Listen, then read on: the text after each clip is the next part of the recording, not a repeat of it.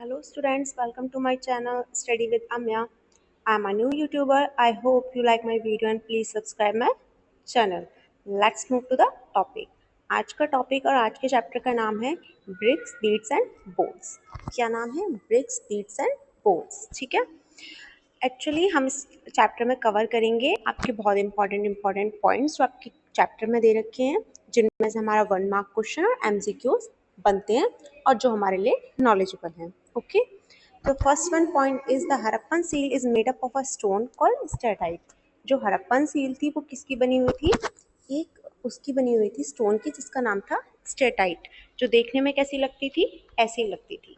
इस पे देखिए अलग अलग क्या है, एनिमल के मोटिव्स वगैरह भी बने हुए हैं, अलग अलग तरह के साइन हैं, अलग अलग तरह के मोटिव्स हैं। ठीक है, अब the second point is Indus valley civilisation is also called the Harappan culture. ये आपका 1 मार्क में आ सकता है। देखिए कि फर्स्ट वन क्वेश्चन ये बन सकता है कि हड़प्पन सील कौन से स्टोन की बनी हुई थी, तो आप बता सकते हैं स्टेटाइट की, चाहे एमसीक्यू में आए चाहे 1 वर्ड में आए। सेकंड बन सकता है the Indus valley civilisation is also called the Harappan culture. ठीक है, कि इंडस वैली सिविलाइजेशन यानी सिंधु सभ्यता और क्या कहलाती थी? हड़प्पन कल्चर कहलाती थी। क्या कहलाती थी?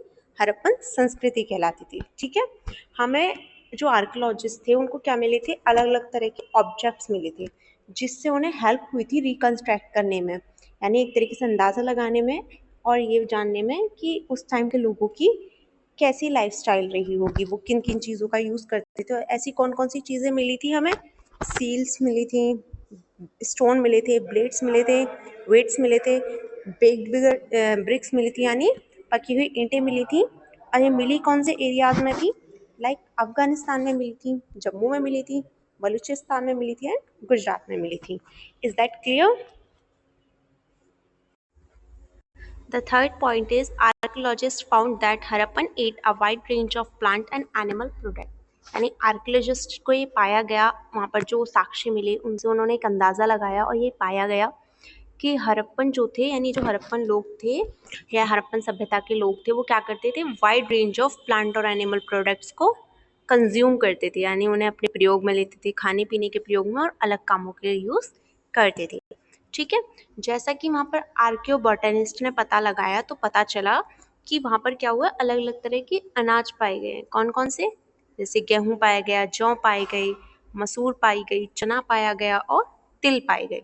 ठीक है, इस तरीके के वहाँ पर कौन कौन से ग्रेन्स पाए गए।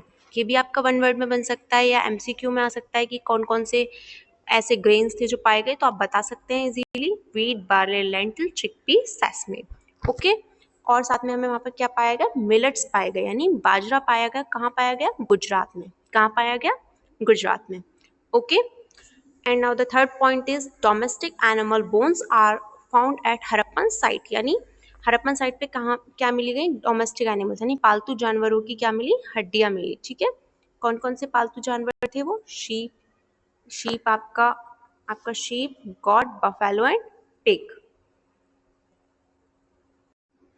तो कौन कौन से थे? Sheep, got, buffalo and pig. Is that clear?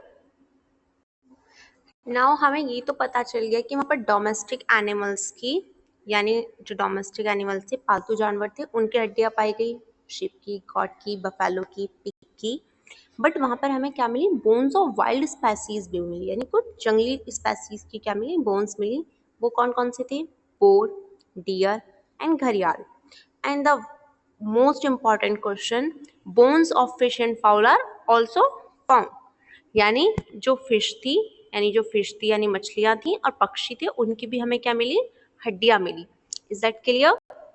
ये पॉइंट्स आपको देखिए बहुत अच्छी तरीके से रिवीजन करने हैं, क्योंकि इनमें से क्या है, 1 मार्क क्वेश्चन आराम से आपका पुट हो सकता है या एमसीक्यू बन सकता है कि फिश या फाउल की बोन्स पाई गई, या फिर क्वेश्चन बन सकता है कि वाइल्ड स्पेसीज में कौन कौन से ऐसी स्पेसीज है जिनकी बोन्स पाई गई, या डोमेस्टिक एनिमल्स में ऐसे कौन कौन से एनिमल्स थे जिनकी वो पाई गई।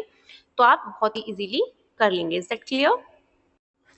अच्छा, अभी तक जो हमने टॉपिक पढ़ा था वो किससे रिलेट करता था? सबसिस्टेंट स्ट्रेटजीज से। किससे रिलेट करता था? सबसिस्टेंस स्ट्रेटजीज से। अब हम बात करते हैं एग्रीकल्चर टेक्नोलॉजीज की। कौन सी टेक्नोलॉजीज की?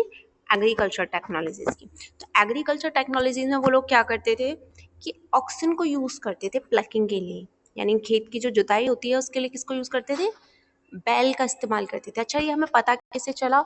वहाँ पर क्या हुआ था एक्चुअली में, जो आर्कियोलॉजिस्ट थे उनको क्या मिला था, इस तरीके से टेराकोटा के बुल्स मिले थे।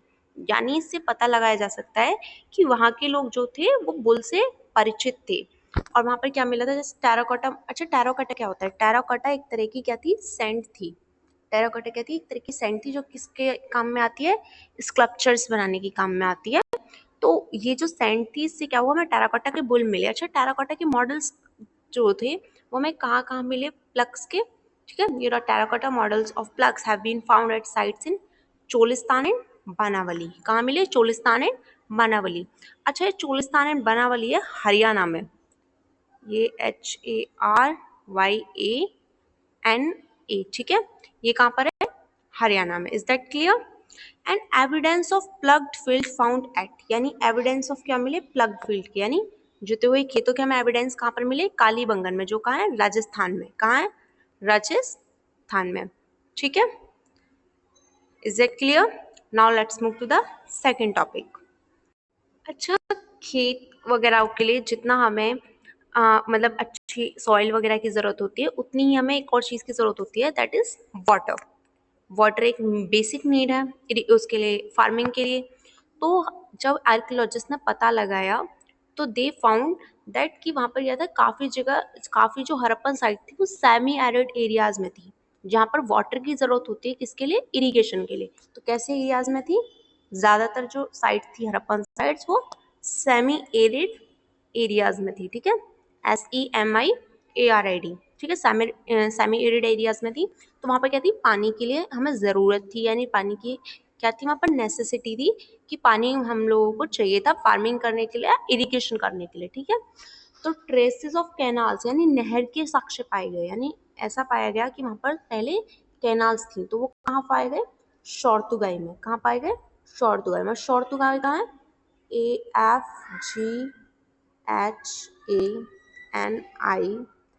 AFGHANISTAN। तो कहाँ पाएगा? अफगानिस्तान में। शौर्तुगाई कहाँ पर है प्लेस? अफगानिस्तान में। अच्छा, यहाँ पर एक चीज़ और करी गई कि वाटर रिजर्वोयर्स भी पाए गए, यानी एक तरीके से वेल्स पाए गए, कुएं पाए गए। और वाटर रिजर्वोयर्स, वो रिजर्वोयर्स यानी मतलब एक तरीके से वो वाटर बॉडीज जिसमें हम क्या करते हैं, पानी को स्टोर करके रखते हैं। ठीक है, तो वो कहाँ पाए गए? धौलावीरा में। और धौलावीरा कहाँ है? गुजरात में। कहाँ है? गुजरात में। GUJARAT। Is that clear? Now let's move to the second page.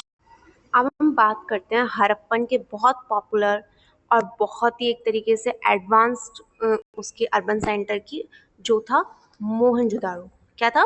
Mohenjodaro. यहाँ पर क्या था, सेटलमेंट्स डिवाइडेड थे, मतलब दो पार्ट्स में। एक था cathedral and the second one is lower town, यानी एक कैथेड्रल था और एक लोअर टाउन था। अच्छा, इनमें था क्या? पहली बात तो मोहनजोदाड़ो एक और चीज़ के लिए जाना जाता है कि स्कॉलर्स ने यहाँ पर कम से कम लगभग 700 वेल्स पाए थे, यानी 700 कुएं पाए गए थे यहाँ पर। जब एविडेंस मिले थे यहाँ पर, तो यहाँ पर लगभग 700 कुओं के एविडेंस मिले थे। सेकेंडली कि ये बहुत ही ज़्यादा अर्बनाइज्ड था। ओके, तो मोहनजोदाड़ो अपने एक एडवांस उनके लिए भी जाना जाता था। ठीक है, क्योंकि क्या था, बहुत ही ज़्यादा एडवांस सेंटर था, किसका? हड़प्पा साइड का। ठीक है, तो इसमें क्या थे, दो पार्ट्स में डिवाइडेड थे, कैथेड्रल और लोअर टाउन। आगे हम किसके बारे में पढ़ेंगे? कैथेड्रल के बारे में और लोअर टाउन के बारे में। ठीक है, तो पहले बात कर लेते हैं हम कैथेड्रल की। Cathedral was built on raised platforms. ठीक है, कैथेड्रल किस पे बने हुए थे? राइजेड प्लेटफॉर्म्स पे, यानी थोड़ी ऊंचाई पे बने हुए थे। Public buildings like the great bath were built in the cathedral. अच्छा, ग्रेट बाथ क्या था? ग्रेट बाथ एक बहुत ही बड़ा एक एरिया था जहाँ पर मतलब एक तरीके से बाथिंग का सिस्टम था, तो उसे हम बोलते हैं द ग्रेट बाथ। वो भी कहाँ प्रेजेंट था? कैथेड्रल में। ठीक है, अब थर्ड पॉइंट की बात करते हैं। Cathedral is of higher importance is that the fortifications around the area were bigger and stronger. यानी जो कैथेड्रल था वो किससे सराउंडेड था? आसपास से दीवारों से सराउंडेड था। अच्छा, कैथेड्रल की जो बिल्डिंग्स थी वो इंडिकेट करती हैं कि वो नॉर्मल लोगों के लिए नहीं थी। वो मे बी वहाँ के राजा होंगे या जो सुपीरियर लोग होंगे या सुपीरियर कम्युनिटी होगी, वो सुपीरियर कम्युनिटीज़ के लिए था, वो नॉर्मल लोगों के लिए नहीं था। क्योंकि वहाँ के जिस तरह से बिल्डिंग स्ट्रक्चर है वो इंडिकेट करता है कि कैथेड्रल किसके लिए था? सुपीरियर उसके लिए था। ये है कैथेड्रल का आपका map. Okay, now move to the lower town. अच्छा, बात करते हैं लोअर टाउन की। तो the lower town was located on the lower parts of the town, यानी जो लोअर टाउन थे वो कहाँ थे, लोअर पार्ट्स में थे, और कैथेड्रल किस में था, ऊंचे प्लेटफॉर्म्स पे था, ठीक है। The lower town was larger than the cathedral, यानी लोअर टाउन जो था वो बड़ा था किससे, कैथेड्रल से। जैसे मैंने पहले ही बताया कि वो सुपीरियर कम्युनिटीज के लिए था, तो वो छोटा था, प्लस उसमें जो फैसिलिटीज थी वो फैसिलिटीज और बॉडी स्ट्रक्चर बताता है। प्लस लोअर टाउन नॉर्मल लोगों के लिए था तो वो बड़ा था। The lower town usually had no residential buildings, lower town में कैसी बिल्डिंग्स नहीं थी, यानी रेजिडेंटल बिल्डिंग्स नहीं थी, ठीक है। Is that clear? ये थ्री मेन डिफरेंशिएशन है जो मैंने आपको कैथेड्रल एंड लोअर टाउन के बारे में बताए हैं। द नेक्स्ट चैप्टर के जो पार्ट है मैं जल्दी अपलोड कर दूंगी, प्लस जो पूरा है and this is the pic of the great bath, और जो इसका आगे का चैप्टर है उसके मैं पार्ट्स बनाकर और जल्दी अपलोड कर दूंगी। ओके, अगर कोई भी क्वेरीज हैं या कोई भी प्रॉब्लम है जो आपको नहीं समझ में आया, या आपको पर्सनली नोट्स चाहिए इसके या पीडीएफ फॉर्म में चाहिए, तो नीचे डिस्क्रिप्शन में मेरा टेलीग्राम लिंक है, आप मुझे वहाँ पर कॉन्टैक्ट कर सकते हो। Okay, thank you for watching my video, like share and subscribe.